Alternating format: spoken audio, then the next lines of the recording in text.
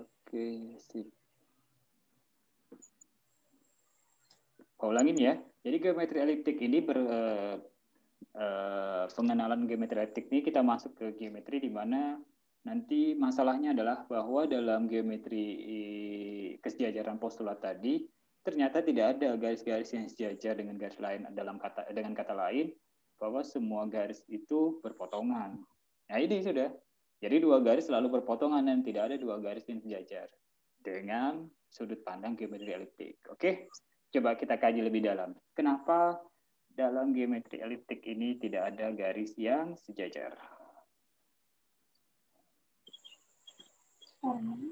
Nah, sekarang lihat. Kita mau lihat letak perbedaannya dulu ya. Ini kan asal muasal induknya itu kan geometri Euclid itu ya, dari awal ya.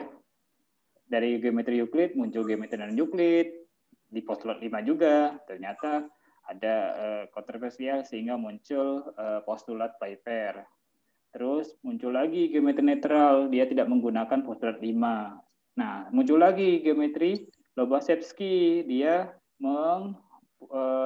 postulat 5 dibuat lebih ini lagi ya. Ternyata kalau di geometri Euclid itu dengan bahasa yang lebih sederhana sebut bahwa hanya ada satu garis yang bisa dibuat melalui sebuah titik di luar garis. Ternyata di geometri Lobachevsky itu bisa dibuat dua garis. Itu kontroversialnya ya di Lobachevsky. Nah, sekarang kita mau lihat apa bedanya geometri Euclid dengan geometri Riemann. Oke, atau geometri apa? Geometri eliptik. Iya kan? Ya. Bisa kelihatan apa yang Bapak share? Bentar, Bapak letakkan ini.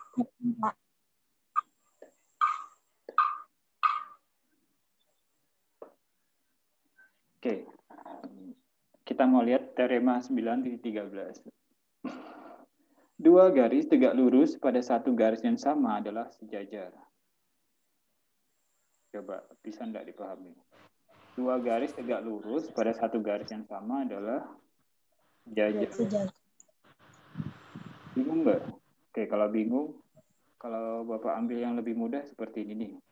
Ini kan ada dua garis sejajar nih, ada garis L sama garis M ya. Iya. Sejajar nggak ini? L sama M, sejajar ya. Tapi dia tegak lurus terhadap garis N. Iya kan? Garis N, ada tiga ada garis ini, ada garis L, ada garis M, ada garis N.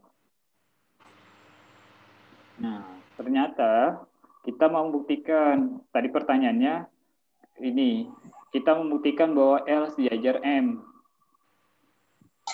Ya kan? Ini kan sejajar ini sebenarnya, L sama M ya. Tapi dengan pembuktian bahwa di geometri apa tadi?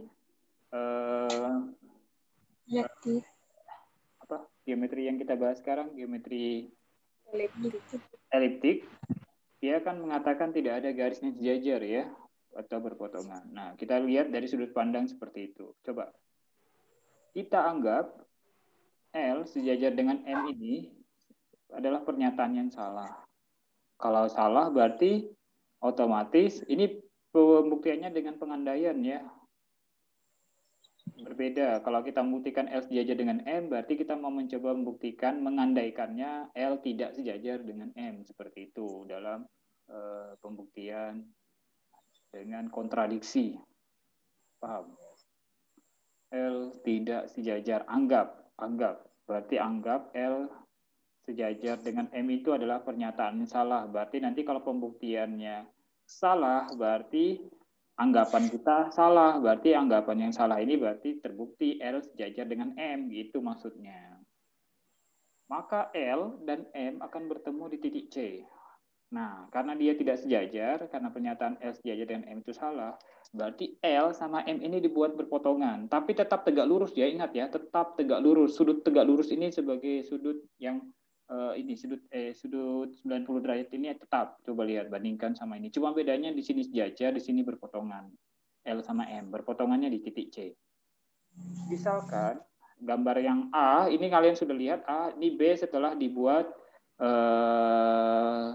L tidak sejajar M ya, tapi tetap dalam koridor sudut yang 90. Ini 90, ini 90, ini 90, ini 90. Sudut A dan sudut B.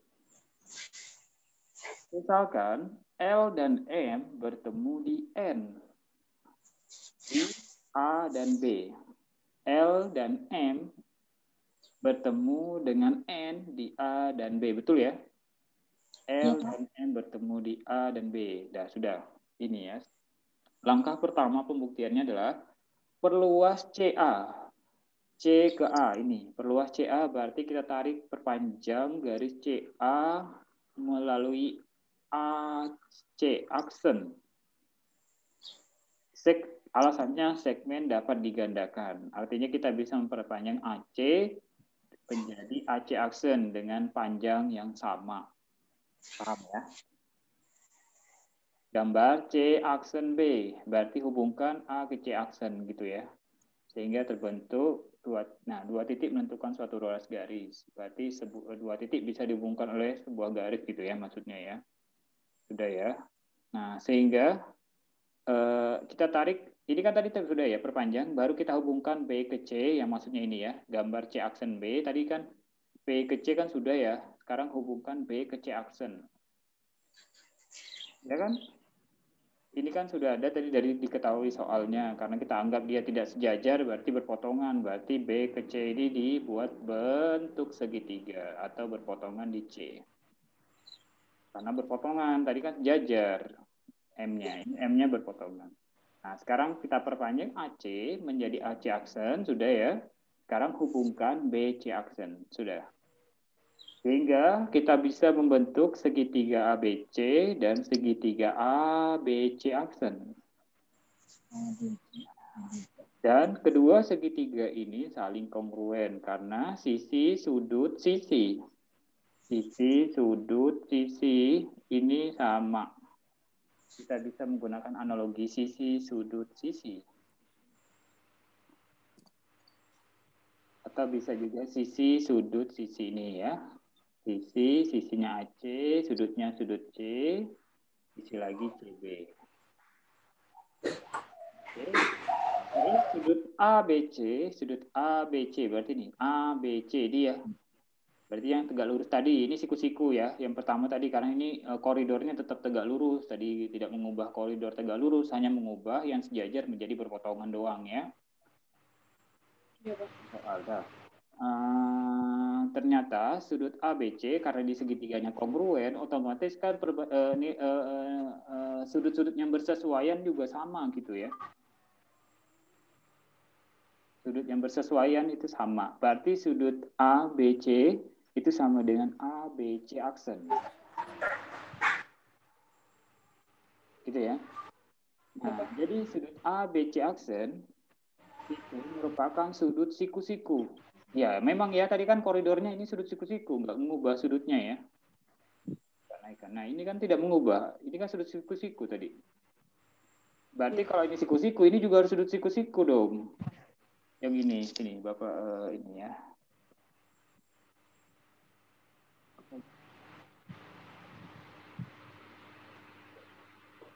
Ya, ini siku-siku nih ya, yang ini ya. Nah, ya, sudah. Dah, lanjut.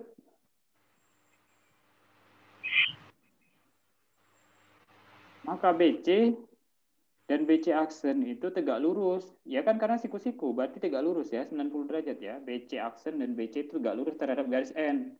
Terhadap AB atau garis N tadi ya, AB ya. Iya, Pak.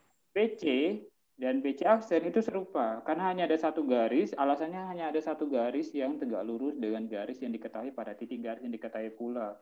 Ya iyalah ya, kalau kita tarik garis tegak lurus ini cuma ada satu, nggak ada yang tadi Bapak bilang arah panah atas sama bawah itu kan dalam satu arah panah, satu ruas garis. Itu tidak membedakan apakah dia atas ke bawah, itu kan satu ruas garis semua ya. Jadi kalau ada B, C, kalau tegak lurus, anggap ini BC tegak lurus, memang dari koridornya tadi ya, BC itu tegak lurus, BC aksen juga memang sudutnya dalam kongruen tadi ya, sama ya, 90 juga ya. Jadi ini tegak lurus. Nah, dalam geometri hanya ada satu garis yang tegak lurus dengan garis lain yang diketahui pada titik pada garis yang diketahui pula. Jadi AC dan BC atau garis L dan garis M, nah ini garis L dan garis M, itu memiliki titik C dan C aksen secara bersama-sama. Iya, karena kenapa? Karena dia hanya ada satu ruas garis saja tadi yang melalui yang saling tegak lurus terhadap garis N, hanya ada satu. Nah, sehingga titik C-nya sama. Sehingga alasan tadi terbantahkan bahwa L dan M itu tadi tidak sejajar atau pernyataannya salah ya. Jadi karena ini kontradiksi atau berlawanan dengan pernyataan awal, ya kan L dan M bergaris yang berbeda. Padahal kan memang ini sejajar ya, ini ya, ya sejajar ya. Dibuat seperti ini supaya lebih ini tadi ya, kontradiksi ya.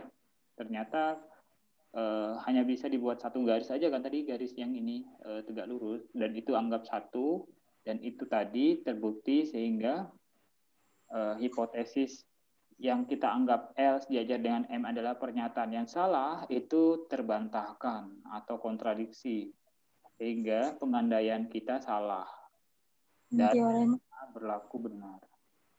Berarti teoremanya bahwa L sejajar dengan M benar. Jadi dua garis yang tegak lurus dengan garisnya yang sama akan sejajar. Itu bunyi kalimatnya secara utuh. Tapi pembuktiannya dengan cara tadi. Seperti itu. Ini namanya postulat sejajarnya Riemann. Teorema 2, koroleri 3. Ya, postulat sejajaran Euclid. Oke, kita kembali ke yang tadi. Nah, ini bahasanya sama, cuma ini kan terpotong, jadi Bapak ambil gambar aslinya aja. Lanjut ya. Iya, Pak. Perbandingan dengan geometri Euclid. Ya, kita kan tadi membandingkan geometri Euclid dengan Riemann ya, atau geometri eliptik ya. Ini kesimpulan dan perbandingannya. Kesimpulannya dulu ya. Karena kontradiksi dengan yang diketahui bahwa L dan M dua garis yang berlainan, maka pengandaian salah. Nah, sehingga terbukti bahwa L dan M adalah dua garis sejajar tadi. Yang tadi yang garis L dan M tadi. Paham? Ya, itu kan tadi pengandaiannya salah. Sehingga sejajar ya, terbukti ya. Kesalahannya, nah ini kesalahan pembuktian postulat Riemann. Jika prinsip pemisahan digunakan, di mana setiap garis membagi bidang menjadi 2,5 bidang, maka C dan C aksen adalah dua titik yang berlainan, dan pernyataan 7 dapat dibantah. Tadi kan ada permisalan ya. Ada titik C dan C aksen. Kalau Bapak ambil gambarnya tadi, mana ini? Ini ada C aksen itu ya. Di bawahnya tadi kan ada gambar C aksen di sini ya. Iya, Pak. Nah, coba. Itu tadi, itu kan membagi dua ya. Membagi bidang atas sama bidang bawah ya. Iya. Nah, itu C dan C aksennya ada titik yang berlainan, dan pertanyaan 7 dapat dibantah. Pernyataan 7 itu yang ini. Kalau dibuat tadi kan C dan C aksennya hanya ada satu, karena memang tadi dibuat ini ya, terakhir kan garis yang tegak lurus itu hanya ada satu, tadi bilang kita di pembuktian awal ya.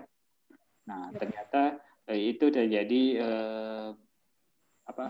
kesalahan dalam pembuktiannya postulat Riemann, dan itu dibantah. Itu kesalahannya. Kita lihat kesalahan kedua. Jika prinsip pemisahan tidak digunakan, C dan C aksen bisa jadi dua titik yang berimpit, dan pembuktian di atas kurang benar. Jika prinsip pemisahan tidak digunakan, C dan C aksen bisa jadi dua titik yang berimpit. Prinsip pemisahan. Tadi kan kita pisah, bidang atas sama bidang bawah. C dan C aksennya kan terpisah tadi atas sama bawah ya. Nah, tapi kalau prinsip pemisahan itu tidak digunakan, tidak kita gunakan, otomatis dua titik ini berimpit, artinya C sama dengan C aksen, artinya C sama dengan C aksen ada di atas. Ya tetap sama, nanti ini cuma ada satu garis, nggak ada garis BC aksen. Yang ada BC sama dengan BC aksen, letak posisinya di atas. Itu kesalahan pembuktian kedua. Nah, terakhir karena ada kemungkinan dua garis berpotongan dua titik, maka muncul teori baru geometri eliptik. Nah, ini Geometri eliptik muncul kalau karena ada dua garis berpotongan di dua titik. Ini tadi yang tadi dua titik tadi ya. Hingga C dan C aksen. Nah, inilah dua titik berpotongan. Nah, itu Pak bilang tadi, geometri eliptik itu mencoba menjelaskan geometri dari sudut pandang bentuk geometri bola, baik itu setengah bola maupun yang bola secara utuh ya. Tapi tetap single eliptik maupun double eliptiknya muncul di sini ya, bentuk elipsnya muncul dari irisan potongan yang ada di bangun ruang tadi. Tetap bentuk elipsnya muncul juga kok ya. Tapi kan bentuknya irisan. Bisa ya pahami ya, irisan. Ya, Selama ini kan irisan elips itu kan muncul di sekolah tingkat atas SMA itu Pak baca kayaknya dia dikaitkan dengan irisan pada apa? Kerucut. Ya, kerucut ya. Kalau dia dipotong 90 derajat sejajar dengan alas, bangun yang terbentuk apa? Lingkaran. Ya, dibaca lagi ya, itu terkait dengan elips, hiperbola, parabola, apalagi satunya? Lingkaran. Ada 4 itu. Ada hiperbola, ada parabola, lingkaran, elips gitu ya. Itu terkait dengan kerucut yang dipotong, ada yang sejajar dengan alas, bidang alas ya, lingkaran ya, dan lain-lain. Nah, sekarang kita bahas yang single eliptik.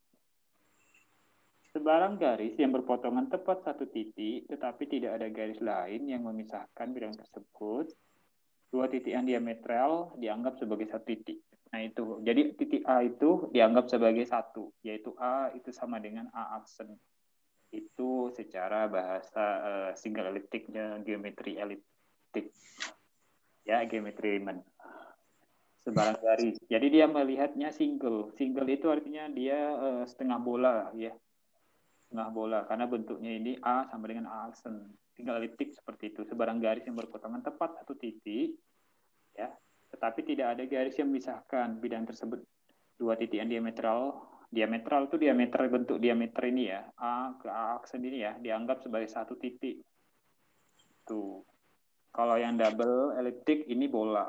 Nah ini ya, kalau ini single bisa dibedakan ya. Ini single, ini double. Nah kalau single eliptik tadi bentuknya bentuk setengah lingkaran, setengah bola.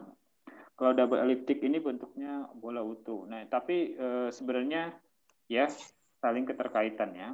Dua garis berpotongan pada dua titik, tiap garis misalkan bidang menjadi 2,5 bidang. Ya ini tadi, diameternya A aksen.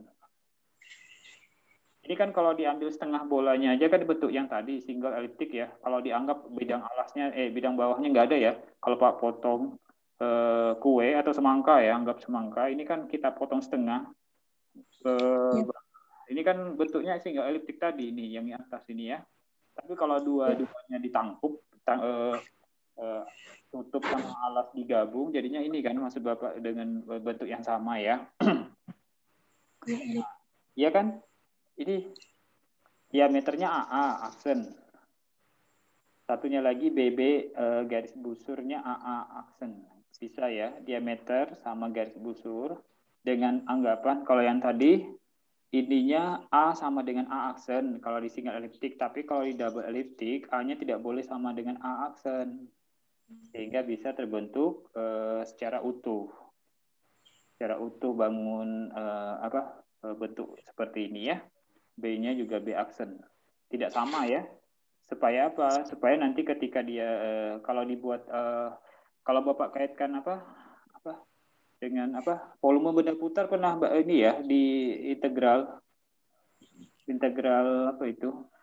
Kalau luas ya integral yang mencari benda putar. Ada luas bangun dengan menggunakan integral ada ya. Ada volume benda putar juga ada ya. Nah, kalau Bapak kaitkan dengan volume benda putar ini ada kaitannya dengan itu, yaitu bentuk ini kalau kita putar 360 ya kan. Ini kan bentuknya nanti bentuknya bangun ruang lingkaran bola jadinya ya. Nah, ini penyajian bedanya geometri eliptik ganda sama representasinya Euclid. Yaitu tadi Pak bilang, bahwa di geometrinya eliptik ini mencoba mencari sudut pandang bangun ruang bola kalau dibandingkan dengan Euclid. Coba lihat. Di geometri eliptik itu ganda, titik itu kalau di geometri eliptik itu merepresentasikan di Euclid itu titik pada bola. Kalau ada titik A, berarti titik A itu pada bola seperti ini tadi ya. Selalu. Jadi dia tidak mengambil titik di luar bola. Kalau kita kaitkan dengan Euclid, dia tidak ada kaitannya sama kubus, balok, bangun ruang loh ya. Ya, dia lebih ke bola. Itu Pak bilang tadi. Karena itu ini ya, pahami ya. Karena nanti itu ada kaitannya sama tema kita tadi. Tema kita tadi adalah apa? Bahwa di geometri eliptik itu tidak ada garis-garis yang sejajar ya. Intinya kan tadi itu. Bapak mau mengantarkan ke situ sebenarnya. Di awal tadi kan Bapak sudah singgung bahwa di geometri eliptik itu menganggap bahwa postulat kelima yang sejajaran tadi, iya kan? Postulat kelima kesejajaran itu kan hanya bisa dibuat satu garis sejajar yang melewati titik di luar garis yang diketahui gitu ya. Nah, tapi di postulat di geometrinya eliptik itu menyatakan bahwa tidak ada garis sejajar. Semua garis itu berpotongan gitu. Nah, itu karena sudut pandangnya geometri eliptik itu mencoba merepresentasikan yang biasanya tadi titik, ternyata di geometri eliptik itu titik itu pada bola, bukan pada bangun ruang yang lain, pada bola. Jadi anggap kalau kita bahas eliptik ini kita bahasnya temanya kita itu pada bola, bukan yang lain ya. Nah, itu nanti ada kaitannya. Kalian imajinasikan aja pada bola. Pada bola itu tidak ada garisnya sejajar sebenarnya. Kalau Bapak anggap lebih mudahnya seperti itu, karena semua garis yang pada bola itu maupun titik pada bidang bola itu maupun di bagian ini ya, bagian kulit bukan bagian isi pada kulitnya ya. Itu kalau kita letakkan titik atau garis pada manapun pasti nanti akan berpotongan. Kalau kita tarik garis hubungnya kayak globe bola dunia bisa ya. Bola dunia. Itu kalau kita tarik garis khatulistiwa, garis ekuator, itu pasti kalau tarik terus pasti nanti akan berpotongan. Tidak ada ketemunya di kutub utara ataupun kutub selatan. Ya, itu nanti kita bahas lebih dalam di bagian akhir ya. Ini. Titik itu pada bola, garis itu lingkaran besar bola. Itu namanya ya merepresentasikan bidang itu bola. Jadi kalau ada bidang pada eliptik itu berarti bola. Ya, segmen busur ya. Jarak antar dua titik itu panjang busur terpendek. Sudut antar dua garis itu berarti sudut pada bola antar dua lingkaran. Nah, itu tadi ada kaitannya. Kalau pada bola ibarat kita ini ya, globe atau bola dunia ya atau bumi ya. Itu kan ada kutub utara, ada kutub selatan gitu ya. Ya, ada sifat kutub yang terbentuk di sini. Ya kan? Nah, disitulah nanti titik potong atau titik temunya semua garis atau titik kalau kita tarik perpanjang ya. Menurut geometri eliptik, pada setiap garis L ada titik polar atau kutub P sedemikian sehingga semua garis yang melalui P akan tegak lurus dengan L. Seperti semua lingkaran besar pada bola dunia yang melalui kutub utaranya yang tegak lurus dengan ekuatornya. Gitu ya.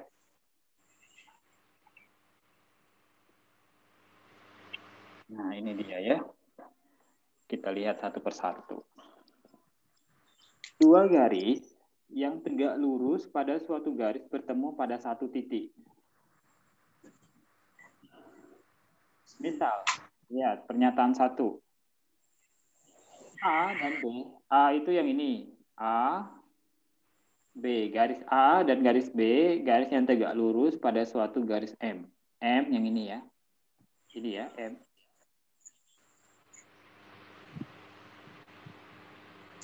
Ini M. Ini A dan B. Ini saling tegak lurus. A berpotongan dengan M di B. Di A, sorry. A berpotongan dengan M di A, yang ini A besar. B berpotongan dengan M di B. Ada dua ya, di A dan A aksen di bagian belakang ini ya. Kalau kita buat perpanjang kan Mbak bilang tadi ini kan kayak apa ya? Ya, di globe bola dunia ya. Kalau kita tarik garisnya ini kan saling ini ya, keterkaitan atau jadi utuh ya, seperti lingkaran ya. Ya, dia motong di A maupun di belakang di posisi belakang tuh A aksen. Begitupun B dan B aksen. Bisa dipahami? B dan B aksen ya. Sudah ya. Nah, sekarang ini kan sifat double eliptik. Tadi kan kalau single kan hanya satu. Kalau double kan A dan A aksen ini kan bisa dipahami nggak? Ini sifat double eliptik. Tadi kalau dia single, A itu sama dengan A aksen. Jadi tidak bentuk bola, hanya bentuk setengah bola. Ini kan sudah bola ya. Kita ambil yang bentuk bola. Karena memang secara utuh memang seperti itu. Dan B tidak sama dengan B aksen. Ini B aksen ya, bukan B double aksen. B aksen ini ya. Ya, sudah ya. Nah, sudah. Segmen yang melalui titik A, titik B, A aksen dan B aksen, ya, terhubung dengan titik U dan S. Titik U dan S. Semua segmen yang melalui titik A, ini segmen yang melalui A, ya kan? Segmen yang melalui A, kalau Bapak tarik segmen garis yang melalui A dan A aksen, ini kan kalau Bapak tarik kayak gini kan selalu melalui U dan melalui S, ya enggak? Ya. Bisa enggak? Iya, Pak. Ya, B begitu juga ya, B dan B aksennya gitu, ya kan? Kutubnya di utara maupun kutub selatannya ya, gitu ya, kalau Bapak bicara ya, kutub utara, kutub selatan. Seperti rotasi bumi lah, oleh jarum jam ya. Ternyata garis A dan B bertemu di titik yang sama, yaitu titik U dan S. Benar nggak? Iya. Ya kan?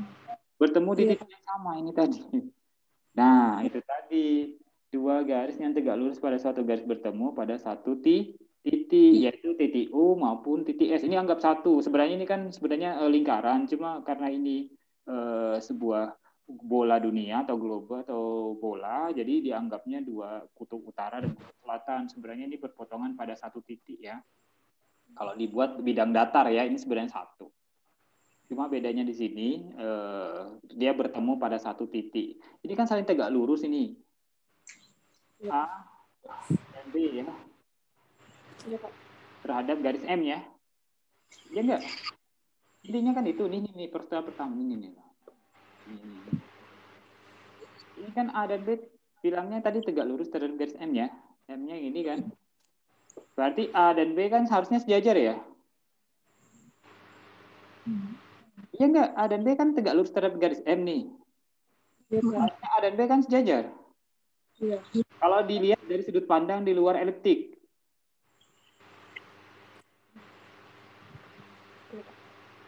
Ini loh, Bapak bahas lagi yang pertama tadi. Tadi kan kita mau membuktikan dua garis yang saling sejajar, saling sejajar dan tegak lurus terhadap garis N itu sama, akan sejajar kan? Iya, sih. Iya, kan dari sini tadi kita mau berangkatnya postulatnya tadi.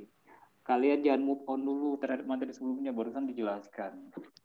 Bapak kembali lagi biar kalian paham, geometri itu benar-benar harus menguasai sebelumnya. Kalau nggak menguasai sebelumnya perlu ini. Apalagi nih geometrinya perlu ini ya. Geometri itu kan bangun ruang dan kita mempelajarinya secara ini ya. Dibangun sebenarnya nggak harus pakai video, tapi kan video bedanya sama yang sekarang kan bentuk ini papernya kan. Jadi harus imajinasinya dimainkan ya. Ini kan kembali ke sini. Ini kan L dan M sejajar. L dan M sejajar nggak nih? Sejajar. Ya? Dan tegak lurus N. Ya kan? Itu Euclid. Silahkan dibahas. Itu geometri si Euclid. Si Euclid menyatakan itu. Tapi kita keriman ke geometri eliptik. Ternyata eliptik itu tidak mau, mencoba menyatakan bahwa tidak ada itu garis sejajar, walaupun dia saling tegak lurus. Dua garis A dan B itu kan dua garis tegak lurus tuh katanya di eliptik. Di mana? Di Euclid ya. Euclid mengatakan kalau dua garisnya tegak lurus terhadap garis tertentu, dia pasti sejajar. Benar? Iya. Nah, Benar, iya memang harus benar karena itu geometrinya Euclid. Tapi kalau geometrinya si siapa ya? Eliptik, dia tidak ikut. Itu tadi Pak bilang kontroversial. Itu bantahannya muncul, tapi bantahannya harus dibuktikan dengan menggunakan premis, pembuktian matematis gitu. Jangan sembarang menyatakan tanpa ada bukti gitu maksudnya. Jadi ilmuwan matematikawan dahulu saling menyerang tapi saling ini ada pembuktian, tidak hanya menyerang tanpa bukti gitu ya. Nah, pembuktiannya ini ternyata garis AB ini kan sejajar ini, tapi tegak lurus terhadap garis M, tapi kok berpotongan. Tidak sejajar, kan kata sejajar tadi tidak berpotongan sebenarnya, kata kuncinya itu ya, intinya ya. Nah, itulah akhirnya apa? Akhirnya muncul lagi teorema berikutnya. Kalau tadi cuma dua, ini kan cuma dua ya, A dan B ya. Iya. Kalau ini enggak, ini semua. Semua garis. Kalau tadi kan cuma dua, ini loh, ini kan cuma dua garis ini. Dua garis kan? Iya. Muncul lagi teorema si Euclid ini, Euclid eliptik. Eliptik mengatakan bahwa dia berani mengatakan bahwa semua garis tegak lurus pada suatu garis yang berpotongan pada titik itu berpotongan disebut kutub. Garis itu dan sebaliknya setiap garis melalui kutub suatu garis tegak lurus pada garis itu. Jadi semua garis tegak lurus pada suatu garis berpotongan pada titik disebut kutub. Itu kutubnya tadi titik U dan S. Kalau di bumi ya kalau kita kaitkan kutub utara, kutub selatan, ya kan? Gitu. Ya. Jadi tidak hanya dua. Ini kan dua tadi hanya garis A dan B, tapi sebarang garis kalian tarik menghubungkan U dan S. Kalau Bapak bisa simpelkan bahasanya, ya kan? Selalu nanti bertemu di bagian TU maupun titik S dan pasti pasti tegak lurus terhadap M, garis M. Ya kan? Iya. Sebarang nggak harus AB-nya di sini, bisa di sini, bisa di situ ya. Posisinya nggak harus yang sebagai contoh. Semua karena di sini nggak hanya dua, bisa ngambil tiga, minimal dua ya, supaya bisa perbandingannya garisnya sejajar. Udah ya, bisa ya. Kalau tadi ini sebenarnya perluasan dari teorema sebelumnya. Kalau ini hanya dua, ini semua. Tapi lebih spesifik. Dia berpotongannya di kutub U dan S. Dan semua garis yang melalui kutub ini tadi, ya kan semuanya itu pasti tegak lurus terhadap garis garis apa ini namanya? Ekuator, kalau bahasanya ya, ekuator. Ya kan? Iya, Pak. Nah, pembuktiannya sudah ada. Nah, ini jangan heran nanti, kalian jangan heran nanti ketika kalian masuk di setiap geometri, baik itu geometri Euclid, geometri non Euclid, geometri netral, terus ada lagi bagian geometri Lobachevsky, terus ini ada bagian rincinya untuk pembantahan postulat 5-nya geometri eliptik, yaitu muncul bahwa jumlah besar sudut segi 4 itu lebih besar dari 360. Jangan heran ya, karena masing-masing itu punya jangan heran dan jangan menyalahkan, karena masing-masing itu punya pembuktian. Iya, kalau yang tadi kan pembuktiannya bahwa semua garis itu yang tegak lurus kan pasti berpotongan, bilangnya si eliptik ya. Padahal di Euclid kan tidak ya, jadi ada pembuktiannya masing-masing. Nah, ini di eliptik mengatakan bahwa jumlah sudut-sudut segi 4 itu lebih besar dari 360. Padahal secara Euclid itu harusnya sama dengan 360 ya kan? Kalau secara geometri ini ya, bangun segi 4 ya. Kalau segitiga kan 180. Nah, ini pembuktiannya. Teorema 917 itu menyatakan bahwa jumlah sudut dalam segitiga itu lebih dari 180. A1 tambah sudut B tambah sudut C. Nanti kalau kita gabung ya hasilnya 360, tapi yang ini lebih dari ya gitu. Jadi pembuktian teorema 918 seperti itu. Ini spesifiknya ke dalam bentuk bola. Jadi segi empatnya itu kalau Bapak analogikan segi empat yang ini kan segi empatnya secara Euclid maksudnya gambar segi empatnya biasa, maksudnya bentuk bangun datarnya masih posisinya konteks umum ya. Kalau ini konteksnya di dalam di luar bola atau kulit bola. Bisa dipahami nggak? Bola, kulitnya dipotong atau dikuliti atau di apa ya? Di apa ya? Kalau ada bola atau apa? Kulit bola itu kalian gunting, bola yang kosong ya, bukan bola yang berisi, bola yang apa? Tidak ada ininya, tidak padat. Berongga bisa dipahami nggak? Bisa dipahami. Kalau dia berongga kan bisa kita ini ya, ambil kulitnya, kita potong segi 4. Nah, coba ini imajinasinya mainkan di situ. Sudut-sudut puncak dari segi 4 Sakeri, ini nama segi 4-nya kalau dikaitkan dengan bentuk segi 4 itu sama dan tumpul. Jangan heran ya kalau karena konteks kita sekarang kan di bola ya, bukan di secara umum ya. Kalau secara umum kan ini nggak masuk akal gitu ya. Segi 4 itu pasti sudutnya masing-masing 90 gitu ya. Sudutnya kan siku-siku ya. 4 sudutnya ya. Tapi di secara sudut geometri eliptik ternyata segi 4 Sakeri itu sudut-sudut puncaknya ada tumpul. Gitu ya. Karena dia mengaitkannya dengan sudut segi 4-nya itu secara sudut pandang khusus di geometri eliptik, yaitu mempersepsikan yang tadinya titik, ternyata titik itu pada bola, gitu ya. Berarti ini sudut-sudutnya pada bola segi 4-nya, pada kulit bola lebih tepatnya ya, bukan dalam bola, tapi kulitnya di luar ininya ya, di permukaan bola ya, kalau lebih ini ya, bisa ya. Nah, untuk pembuktiannya seperti ini ya. Bisa ya. Silahkan nanti dipahami karena ini alasannya sudah jelas bahwa segi 4 ABC adalah segi 4 Sakeri. Ini sama namanya saja. Nanti segi 4 Sakeri itu segi 4 terkait dengan geometri eliptikal yang mana nanti bentuk bangunnya ini ada gambarnya seperti ini ya.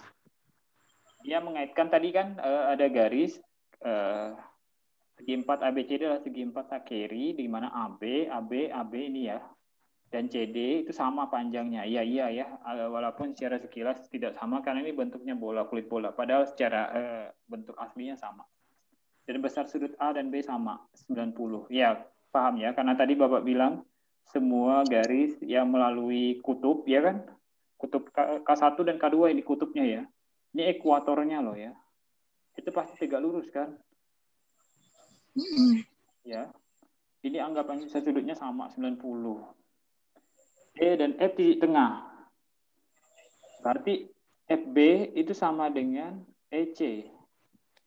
EC sama dengan ED. FB sama dengan FA. Bisa nggak dipahami? Bisa, Pak. Ya, ini karena E dan F-nya titik tengah.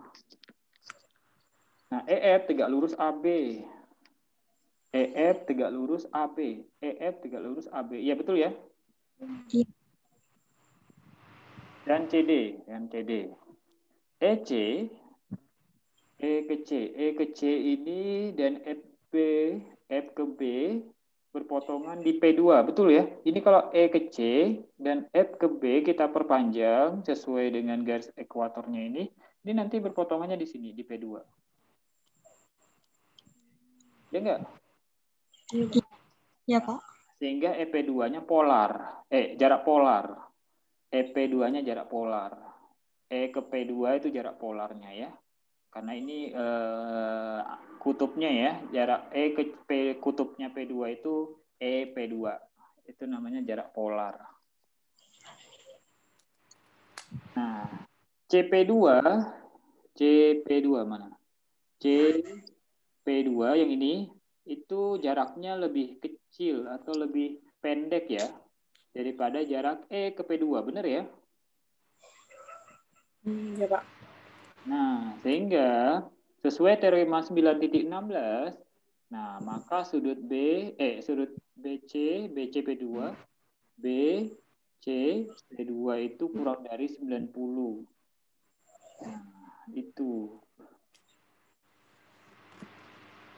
Nah, yang menjadi pertanyaan Bapak adalah di sini yang menjadi pertanyaan Bapak ini kan M PC P2 kurang dari 90.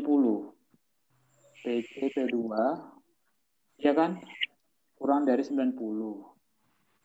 Tapi di sini katanya sudut Tumpul. harusnya sudut apa? Secara geometri secara umum itu bentuk sudut besar sudut 90 yang kurang dari 90 kan sudut lancip. Lancip. Nah, disinilah letak geometri eliptikal kekhususannya terbentuk. Ya, kalian kalau membentuk ini bentuk sudut, tadi kan sudah dibahas bahwa sudut yang di geometri eliptikal itu terbentuk dari ini ya. Kalau Bapak flashback kembali, ini yang tadi kita sudah bahas. Nah ini sudut antara dua garis besar itu kan sudut antara pada bola antara dua lingkaran ya. Itu yang tadi menjadi representasinya eliptik ganda di Euclid. Kan kalau di Euclid kan kalau sudut itu jelas ya terbentuk sudut tumpul itu kan lebih dari 90. Tapi secara di eliptikal ganda sudut yang tadi yang terbentuk antara dua garis besar tadi yang antara bola antara dua lingkaran tadi ini menyatakan sudut ganda.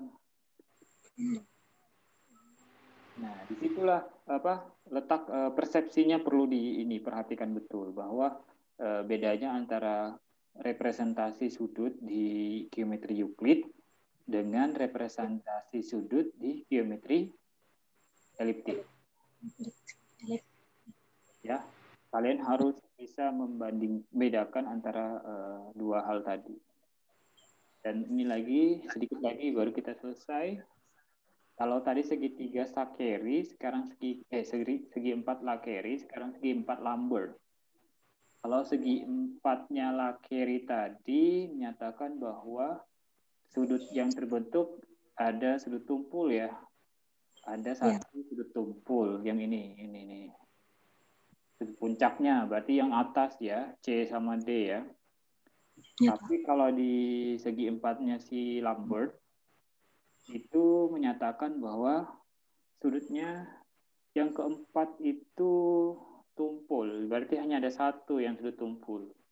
Kalau tadi dua ya, kalau yang tadi dua, sudutnya yang C dan sudutnya yang D itu tumpul dua-duanya. Kalau secara segi empatnya Sakeri. Kalau segi empatnya si Lambert ini dengan persepsi yang sama pada pada geometri eliptikal, dia menyatakan bahwa hanya ada satu sudut tumpul pada segi 4, yaitu segi 4 Lambert. Dengan cara yang sama, cuma bedanya di sini mungkin ini nanti ada penekanan bahwa kenapa bisa bangun segi 4 atau sudut yang terbentuk itu kok ada yang kurang dari 90, ada yang lebih dari 90. Karena kita bicaranya geometri elliptikal. Geometri elliptikal itu kan pada bola. Kalau pada bola, permukaan bola lebih tepatnya, kita tidak bisa merepresentasikannya pada bangun yang pada umumnya bangun datar ya. Kalau pada bola, kulit bola tepatnya, ya kita harus lihat posisi ininya ya, irisan ini kalau Bapak lebih ini. Lihat posisi ininya. Perpotongan antara irisan yang melalui kutubnya. Ini kan nanti bedanya nanti kalau kita potong lagi, ini kan sebarang garis ya. Kalau nanti sebarang lagi, ini kan bisa lebih ini lagi. Besar lagi ininya ya. Perpotongannya dengan garis ekuator ya, perbandingannya ya. Sudut yang terbentuk kan antara garisnya melalui kutub dengan garis ekuator itu ya intinya ya. Kalau dengan garis ekuator yang ini kan tetap ini 90, tapi terhadap garis yang di sini ini yang menjadi kita ya. Nah, sekarang terhadap garis Lambert dengan cara yang sama, dia hanya ada satu yaitu sudut D. Dengan pembuktian yang kurang lebih hampir sama dengan geometri eliptikal bahwa kalau di geometri Sakeri tadi bahwa K1 dan K2 itu kutub dari garis Q. Betul ya? Ini kutubnya ya. Jadi garis K dan M yang melalui K1 dan K2 tegak lurus dengan garis Q di titik A dan B. Bisa dipahami nggak? Ini garis K, ini garis M. Ini garis P, ini garis Q.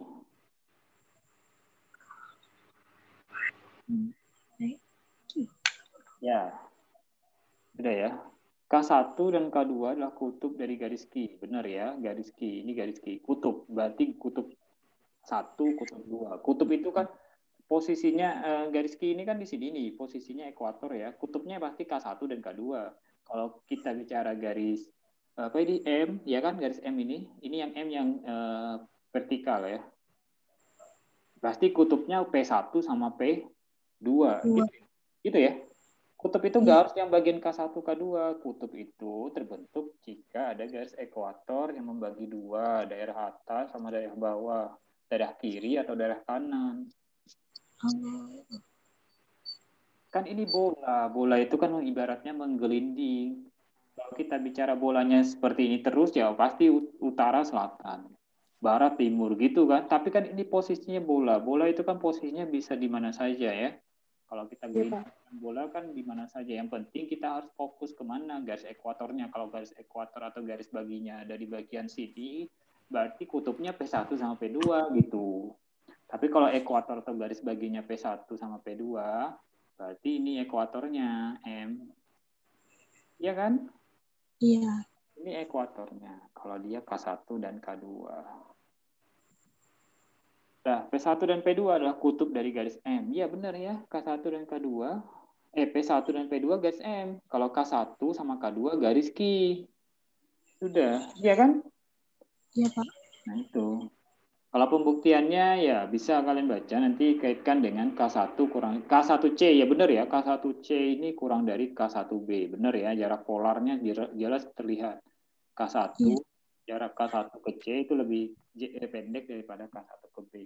Nah, sesuai dengan teorema 9.16, sama seperti yang ada tadi, kalau jaraknya lebih pendek, berarti sudutnya kurang dari 90. K1D-nya, K1D ini, K1D yang ini. Karena jaraknya ini K1C lebih pendek dari K1B. Otomatis ini sesuai teorema 916 ada dasarnya. Jadi sudut yang terbentuk K1D ini, K1DC, DC menghubungkan K1 ke D dan C ini. Karena C tadi jaraknya ke K1 itu lebih pendek ke B ini, otomatis sudutnya lebih kecil dari 90. Nah, dengan premis tambahan, andaikan bujur sangkar dalam geometri eliptik, berarti ada segi 4 ABCD dengan semua sisinya sama panjang dan semua sudutnya siku-siku. Nah, jadi jumlah sudutnya kalau semuanya siku-siku, ya kan? Berarti 4 sudutnya 90 kan? Iya. 90, 90, 90 dan 90, berarti 360 pas ya. Nah, ini terkait dengan gambar yang tadi terjadi kontradiksi karena kita bilang tadi sudut yang satunya kurang dari 90. Yang D ini, paham enggak? D ini katanya dengan menggunakan teorema 916, dia kan kurang dari 90, bukan sama dengan nih. Tapi dengan menggunakan premis tambahan yang ada, andaikan adalah ada bujur sangkar dalam geometri eliptik, andaikan ya, berarti anggap bujur sangkar, ini bujur sangkar dalam geometri eliptik. Bujur sangkar itu ibaratnya yang segi 4, persegi 4. Ada segi 4, 90, 90, 90, keempat sudut siku-siku. Berarti kalau dijumlah sudutnya 360. Nah, ternyata tidak ada bujur sangkar dalam geometri eliptik. Alasannya karena pernyataan 2 yang ini kontradiksi dengan teorema 9.18 yang sebelumnya ini. 9.16 yang ini. Ini kan kurang dari 90. Sedangkan di sini jumlahnya harus 360, otomatis kan sama-sama 90 karena di sininya keempat sudutnya segi 4 ini semuanya siku-siku. Jadi berlawanan dengan pernyataan sebelumnya. Artinya kesimpulannya apa? Kesimpulannya adalah tidak ada persegi dalam geometri eliptik. Yang ini, teorema 921 terbukti. Bujur sangkar kan persegi ya bahasa ininya ya. Iya, Pak. Tidak ada persegi dalam geometri eliptik. Jadi tidak ada itu istilah. Kalau persegi kan semua sudutnya siku-siku. Sedangkan sesuai premis teorema 9.18 yang sudah kita gunakan tidak ada ini pembuktian ini berlawanan dengan jumlah sudut dalam persegi atau bujur sangkar. Kalau yang ini membuktikan bahwa ada sudut tumpul. Kalau sudut tumpul berarti ada sudut, ya ini tadi yang menjadi Bapak bilang representasi dari sudut dalam geometri eliptik. Bahwa ada sudut tumpul jika sudut yang dipersepsikan di geometri Euclid kurang dari 90 itu sudut tumpul, sudut lancip ya. Selesai. Oke, sampai di sini materi kita untuk